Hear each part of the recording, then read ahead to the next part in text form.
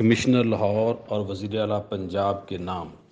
یوں تو کنار روڈ پر رہائش کسی نعمت سے کم نہیں۔ ایک طرف جلو پارک جو کہ 200 کنال پر محیط ہے، سرسبز شاداب درخت، نہر میں بہتا پانی، بھینسوں کی مست چار، بوٹینیکل پارک میں اڑتی تتلیاں۔ میں 6 سال قبل ارشد گارڈن بالمقابل رضوان گارڈن لاہور میں شفٹ ہو چکا ہوں۔ آج سوچا ان لوگوں کے بارے لکھا جائے جن کے بارے میں لکھنا شاید ہم اپنی توہین سمجھتے ہیں۔ کنال بینک روڈ تقریباً 30 کلومیٹر پر محیط ہے، جو BRB نہر سے شروع ہو کر ٹھوکر نیاز بے تک جاتا ہے۔ آج میں بات کروں گا جلو پارک سے مصطفیٰ آباد انڈر پاس تک کی۔ یہ روڈ سگنل فری ہونے کی بنا پر فائدہ تو ہے، لیکن دونوں ٹریک پر کوئی ٹریفک وارڈن نظر نہیں آتا۔ میں جب اپنے جیو نیوز کے دفتر کے لیے نکلتا ہوں تو پہلی مشکل اپنی سوسائٹی کے گیٹ پر ریڑھیوں کی بھرمار، سڑک پر بے ترتیب کھڑے رکشے ہوتے ہیں، پھر لاہور میڈیکل سوسائٹی، اس کے بعد صحافی کالونی کا پل نہیں بلکہ پلی ہے جہاں پر کئی گاڑیوں کا مقابلہ لگا رہتا ہے کہ مجھے پہلے گزرنا ہے۔ سب آپس میں پھنسے اور الجھتے رہتے ہیں۔ اگر پارکوں کی بات کی جائے تو بے شمار ہاؤسنگ اسکیموں کے اس علاقہ میں جلو پارک اور صحافی کالونی پارک کے علاوہ کوئی پارک نہیں۔ صحافی کالونی پارک میں ہم دوست جمشید رضا، امیر علی، سینئر صحافی ناصر نقوی، سید تنویر انہی مسائل پر باتیں کرتے وقت سے کم، جبکہ مسائل پر گفتگو کرنے سے زیادہ تھکتے ہیں۔ نہر پر موٹر سائیکل اور چنگچی ایسے دھوئے جا رہے ہوتے ہیں جیسے یہ لوگ اپنے گھروں کے صحن میں دھو رہے ہوں۔ رنگ روڈ انڈر پاس سے 300 میٹر پہلے غیر قانونی سبزی منڈی لگنی شروع ہو چکی ہے۔ انڈر پاس سے جو ہی باہر نکلتے ہیں تو گاڑیوں کی قانونی سپیڈ 70 کلومیٹر فی گھنٹہ ہے، جو عموماً 80 سے 90 کی سپیڈ پر چل رہی ہوتی ہیں، جبکہ موٹر سائیکل 30 سے 40 کلومیٹر فی گھنٹہ کی سپیڈ پر چلتے ہیں۔ کئی بار گلیوں سے اچانک ہی سڑک پر ایسے آتے ہیں جیسے گھر کے صحن میں داخل ہوتے ہیں اور پھر اپنی مرضی سے موٹر سائیکل چلانا شروع کر دیتے ہیں۔ موبائل فون جیسے بجتا ہے تو موٹر سائیکل جہاں ہے جیسے ہے کی بنیاد پر کھڑا کر کے کال سننا شروع کر دیتے ہیں۔ تاج باغ،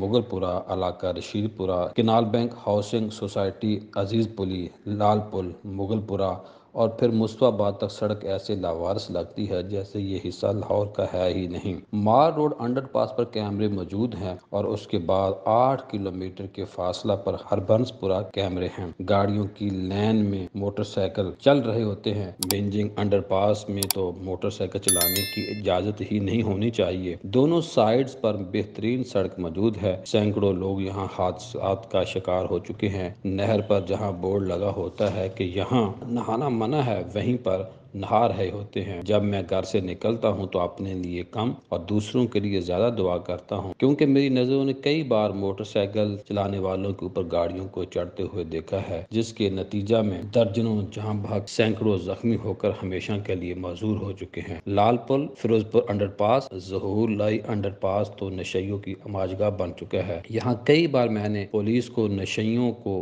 آگے دوڑاتے ہوئے دیکھا ہے۔ مجھے پولیس پر ہی ترس آیا، کیونکہ سینکڑوں نشیوں کی موجودگی میں 4 پولیس کے جوان کیا کر سکتے ہیں۔ مصطفیٰ آباد انڈر پاس سے اپر مال کی طرف چنگچی چلانا منع ہے تو پھر کیوں جلو کی طرف چلانا جائز؟ 95% غیر قانونی ہاؤسنگ اسکیموں کا پھیلا ہوا جال لوگوں کا پیسہ اور سکون تباہ و برباد کیے ہوئے ہے کہ نہ جانے کب سرکاری مشینری آ کر ہمارے گھروں کو گرا دے۔ غریب لٹ رہے ہیں، رول رہے ہیں اور مر رہے ہیں۔ CTD head quarter, Lahore medical college, Jallo park, Wagah border کی وجہ سے بھی اس علاقہ کی نہیں سنی جا رہی۔ اوپر سے ظلم یہ ہوا کہ جلو بازار سے ٹھوکر نیاز بیگ تک اکلوتی بس چلتی تھی۔ ہمارے جیسے مڈل کلاس لوگ بھی بعض دفعہ بچوں کو شہر لے جانے اور واپس گھر لانے کے لیے یہی بس استعمال کرتے تھے۔ 20 لاکھ آبادی پر محیط آبادی سے واحد بس سروس بھی چھین لی گئی۔ نہ جانے شہباز شریف کے دور میں ہر 10 منٹ کے بعد آنے والی گاڑیاں کہاں چلی گئیں۔ گرکی ہسپتال میں پورے پنجاب سے مریض آتے ہیں۔ نہر سے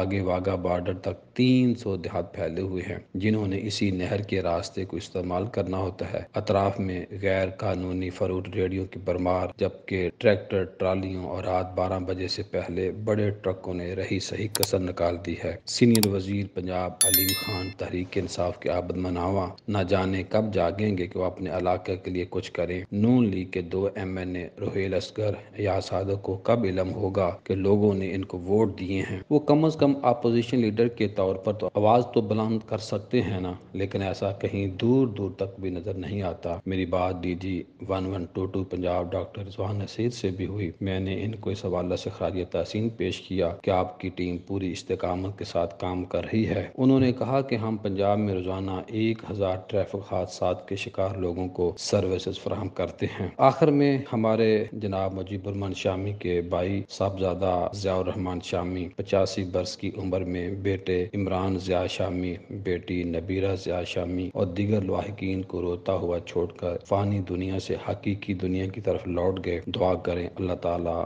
ان کی بخشش فرمائے۔